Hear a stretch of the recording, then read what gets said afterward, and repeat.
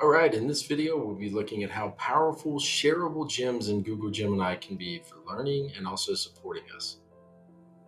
So we're going to be starting off here in Google Gemini, and you can see when I first go in, this has nothing to do with gems. I need to click the three lines in the top left and then go to where it says Explore Gems.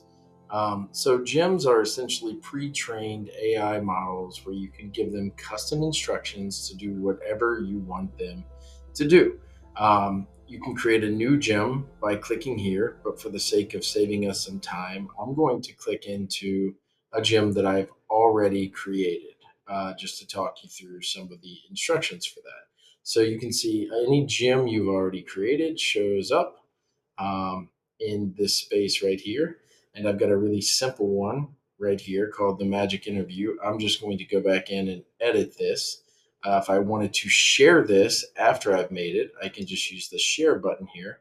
And you can see as long as it's set to anyone with the link can view, I can pass that link right here onto people and they can utilize it. So here's a really easy one. This is called the magic interview. Anytime you're making these, it's useful to give it background. For this particular one, I wanted it to play the role of anyone that the user tells it to be. And basically, it will ask who the user would like it to be so that they could interview them. After they give them that, it will say poof and ask for a grade level so that they can appropriately scale the reading level of the tool. And then they'll be a great interview subject. They'll answer questions in ways that share knowledge and promote critical and creative thinking. I also gave it a set of guidelines and guardrails. Now, let's say I had information already available in my Google Drive that I wanted this particular tool to use. You can see I can add files from my Google Drive just by clicking this button and selecting that. So if I wanted to make a learning support tool for a particular unit, maybe a Revolutionary War unit, I could give instructions on how I want this to support kids and tell it exactly how to act, and then also give it a knowledge base that goes along with that. So that's all there is to these custom tools. And then when you utilize them, they will follow the directions. I'm going to show you a little bit more complicated one. This is one that we'll actually go in and use right now. It is the Educator's Shareable Gym Creator, and I'll provide a link to this in the video description as well. But this tool is designed to help educators brainstorm different gyms that they might create for their class. You can see my instructions are super deep. I gave really descriptive instructions of the persona that I wanted to play, so that it fully understands its job. I also gave a lot of step-by-step things for it to do. When a user first interacts with you, here's what you do. And I will say, the more descriptive you are, the more accurately it will follow your directions. So I even provide an example user to gym flow in this. And this ensures that when it goes through response, it's going to format it the way that I want it to be formatted with.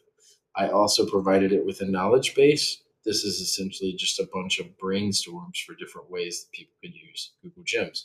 So we are going to go in and test this now.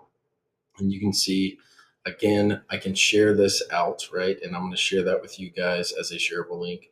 But when I click into this, it's going to follow my directions. And then you can just tell kids or others that are using it, just click the submit button. They don't need a prompt to start. When they click the submit button, it will go through its steps and say, hey, I'm here to help you brainstorm gyms. So let's pretend here that I am a seventh grade science teacher. And I am teaching about the carbon cycle. So that's kind of answering the question that it's asking me about. And when I click in here, you'll see this particular gym is trained to provide creative ideas for gyms that a teacher teaching that content would use. So, oh, cool.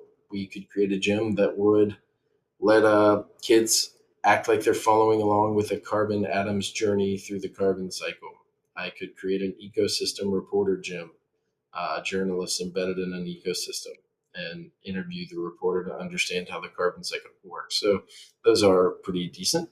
Some of the efficiency and automation. So if I wanted to create a quiz generator gem, that's an idea. There's a vocabulary and diagram labeler gem, an assessment rubric generator. These are all different sets of instructions that I could give if I were a seventh grade science teacher. I encourage you to think about your role. What are things that you would want to do that are like creative experiences for others? Are there things that you could create that would make your job more efficient? Maybe a newsletter writer or something along those lines. Are there specific things that you could use or create that would help others in a guided learning experience? So these are all different ways that gyms can be created. Again, just to get to them, explore gyms, create a new one, write your, give it a name, write your instructions, and give it any knowledge that you want and save, and then you'll be ready to pass along your own custom gyms to others. I hope this is helpful.